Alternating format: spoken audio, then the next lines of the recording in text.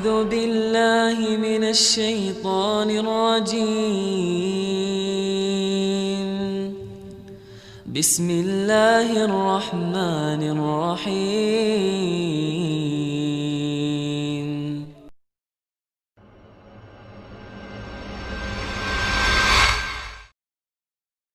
Maka di antara 355 hari yang termulia kata Nabi SAW adalah 10 awal Dzulhijjah. Jelas ya. Cuma kok kayaknya 10 awal Dzulhijjah nggak ada apa-apa. Apa yang bertambah dari kita? Bayangkan di situ ada hari Arafah. Tanggal 9 nanti itu.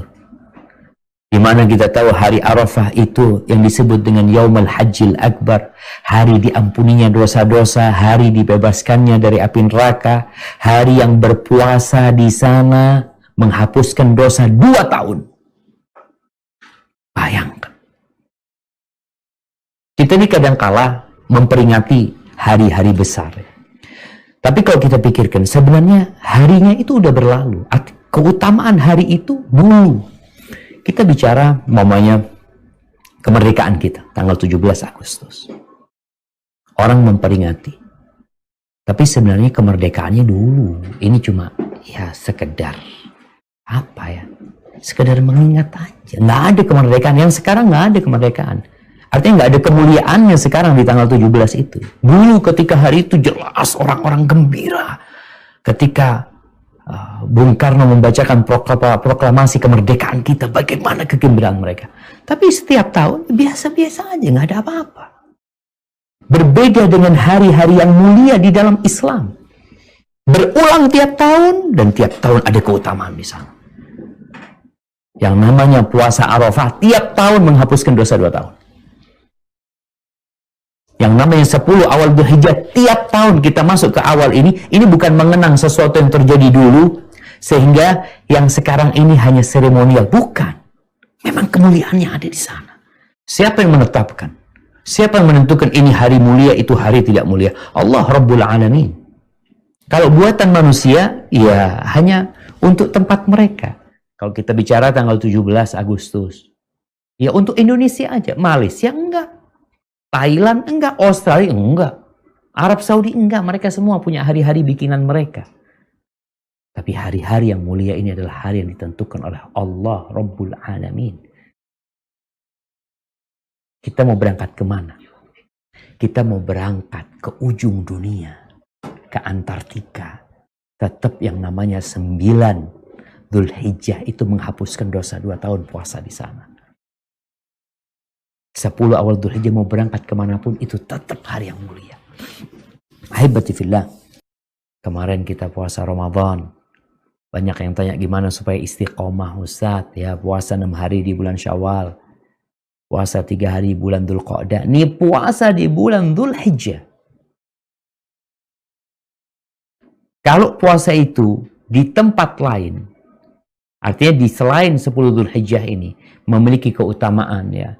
Bagaimana Allah akan memberikan balasan tanpa ada hitungan. Itu milik Allah SWT. Bagaimana orang-orang yang rajin puasa itu akan masuk dipanggil dari pintu Rayyan.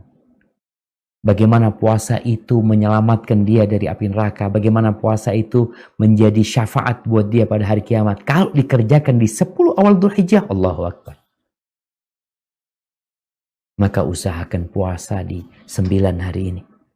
Kalau engkau bisa puasa 9 hari, ahlan wa sahlan. Aduh capek Ustaz, ambillah puasa sehari nggak puasa. Tanggal 1 puasa, tanggal 2 enggak, tanggal 3 puasa, tanggal 4 enggak, tanggal 5 puasa, tanggal 6 enggak, tanggal 7 puasa, tanggal 8 enggak, tanggal 9 kau puasa. Hari Arafah, khususnya hari Arafah ini. Kalau engkau mungkin malas puasa, jangan malas lah. Jangan. Ini hari-hari terindah sepanjang masa. Cuma memang kok kayaknya biasa-biasa aja gitu.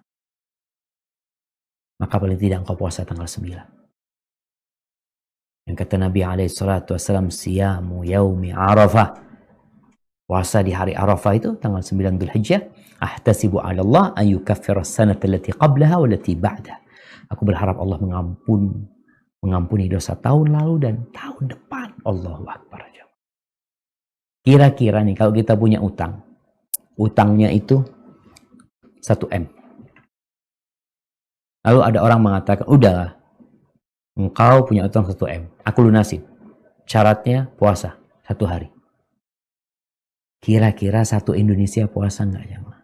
Wallah, semuanya puasa 1 M lunas kira-kira puasa 1 hari. Allahu Akbar. Cuma masalahnya kita merasa nggak punya dosa mungkin jamaah. Kita ini punya tumpukan dosa yang banyak. Di antara cara menghapuskan dosa tersebut, puasa Arafah. Tapi tentu dengan penuh keikhlasan. Karena ada orang yang puasa Ramadan aja nggak dapat apa-apa. Dia hanya mendapatkan lapar dan haus. Puasa 30 hari nggak dapat apa-apa. Karena syarat dan ketentuan dalam puasa itu tidak diikuti. أعوذ بالله من الشيطان الرجيم بسم الله الرحمن الرحيم